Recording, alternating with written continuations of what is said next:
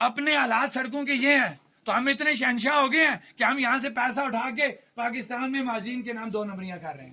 ہم نے ان کو کہا کہ وہ ختم کرو تاکہ وہ پیسہ وہ جو مہاجرین کے نام پہ جو میرٹ کا جو قتل عام ہوتا ہے وہ ریاست کے کسی غریب کے بچے کا نام کیوں نہ آئے, ریاست کا بچہ کیوں نہ آئے. مثال دیتا ہوں اے سی بننے کی 6 آ گئی پوری ریاست کی, 3 یا 4 آ گئی مہاجرین 12 کی نام کی.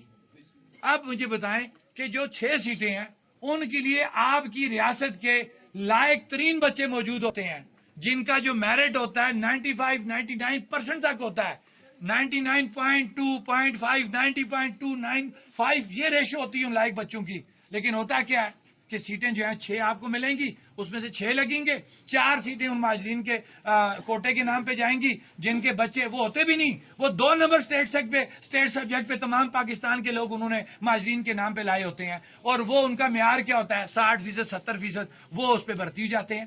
بھرتی میں بھی بیڑا غرق اور جو تعلیمی سیٹیں ہیں ان میں بھی بیڑا غرق.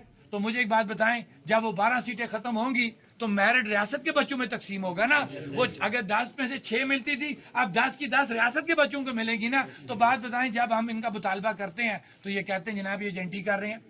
دوسری بات اس 12 سیٹوں کا کوئی مسئلہ کشمیر کے ساتھ کوئی تعلق نہیں ہے, کوئی مسئلہ کشمیر کو کوئی فرق نہیں پڑنا. اس لیے قانونی بات کروں گا, قانونی طور پہ مسئلہ کشمیر پہ بات کرنا پاکستان کا رائٹ ہے, پاکستان ہمارا وکیل ہے, مسئلہ کشمیر پہ پاکستان میں بات کرنا یہ ہمارا اختیار نہیں ہے.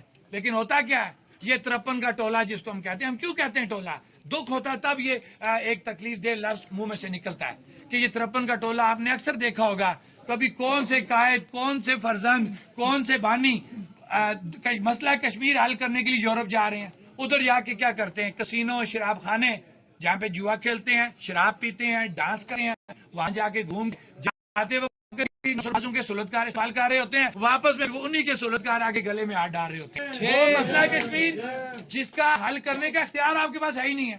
یہ میں قانونی بات کر رہا ہوں, چیلنج کرتا ہوں کہ ثابت کر کے کہہ کہ یہ میں غلط بات کر رہا ہوں. پھر انہی مہاجرین کی جو پاکستان میں آباد کاری بھی پاکستان کا ذمہ ہے. یہ یو این او چارٹر کی میں بات کر رہا ہوں, میں اپنے منہ سے بات نہیں کر رہا. اقوام متحدہ کے اندر آپ یہ چیز طے کر چکے ہوئے ہیں. تو آپ یہاں پہ 78 سالوں سے مسئلہ کشمیر کے نام پہ اربوں کروڑوں روپے آپ باہر جا کے یاشیوں میں لگا رہے ہیں. وہی اربوں کروڑوں روپے اس ریاست کے اندر لگتے تو یہ ریاست کہاں سے کہاں پہنچ جاتی.